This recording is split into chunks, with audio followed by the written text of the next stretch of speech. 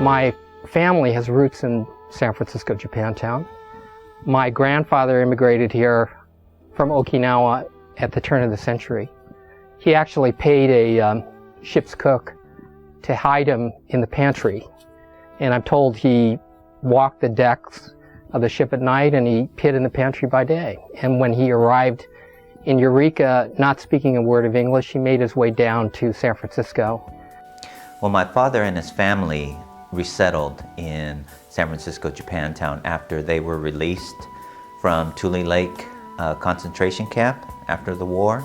My grandmother Tomio Osaki took a position as a teacher at Kimon Gakuen on Bush Street and later became the principal, and altogether was at the school for over 30 years.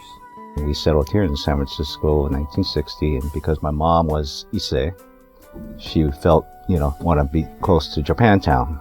So we moved here into Sutter Street, and we knew everybody. I mean, all the families knew each other. I like that, family feeling, the close-knit between all of us, and then that's why my mom felt very at home. And, that I was really upset because redevelopment agency kicked us out, evicted us.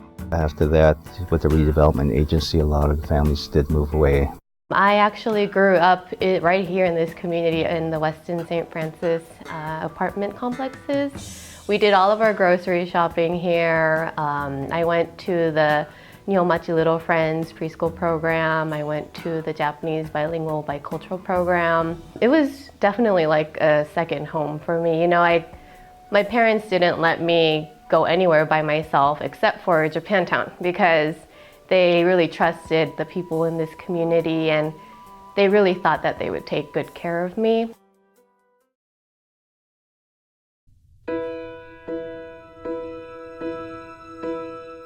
It's a time of deep concern, particularly with San Francisco 2.0 gentrification, and we have businesses closing, and there are a lot of sanseis who are heads of organizations who may not be here in 10, 20 years.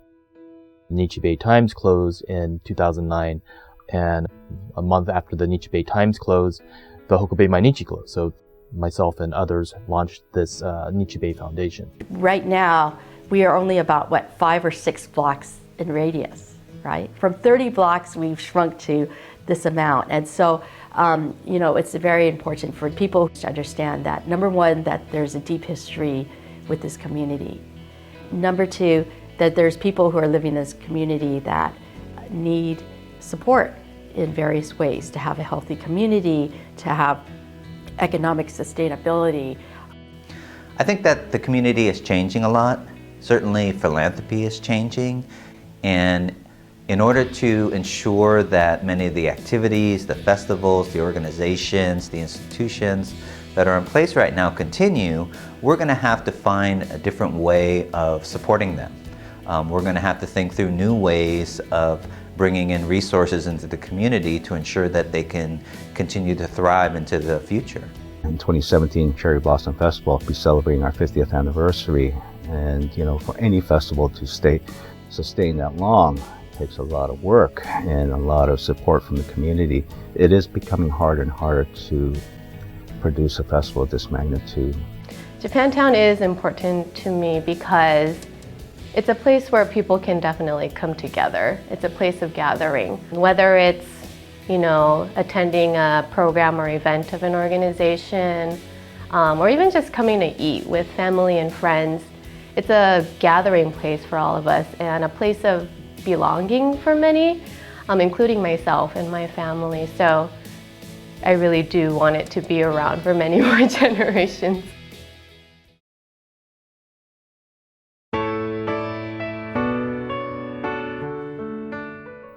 I think it's important for people to give to the San Francisco Japantown Foundation for many reasons. For selfish reasons, we are the newest nonprofit around, right? We're only 6 years old. We had no real entrenched fundings like a lot of nonprofits that have contracts here and entrenched fundraising bases. So for us, we have to fight for every dollar.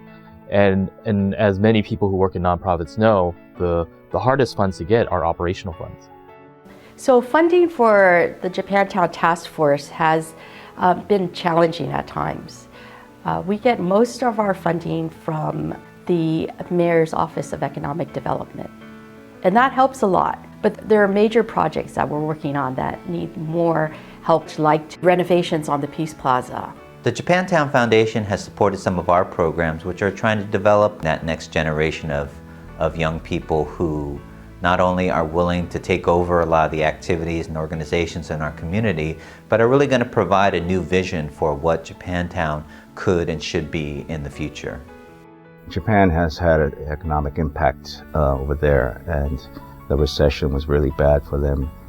We had about a 40% decrease in sponsorship, and that's why the foundation's support really helps out. The grant from the Japantown Foundation helps the Japanese Cultural Center meet its mission to promote and to preserve the Japanese American cultural heritage.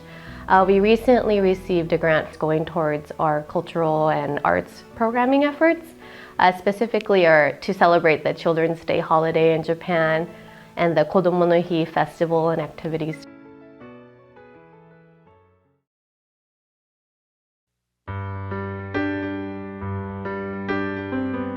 Many Japanese immigrated to the United States in the late 1800s.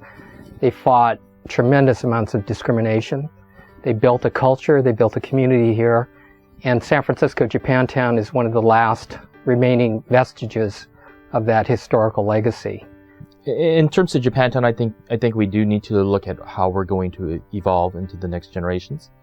It is a cultural capital of Japanese Americans, so I think it's important to maintain. Donors need to understand that allocating money to these organizations is the one way that we can make this community continue to thrive.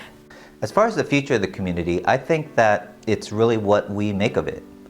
I don't think it's going to happen on its own. I think we're going to have to be very intentional about how we support it, about how we continue to build it, and I would like my children and their children to be able to come back to this community and be able to connect with their identity as Japanese Americans, to be able to learn about their history of their community and what it took to build this area and continue all the things that we're able to enjoy right now.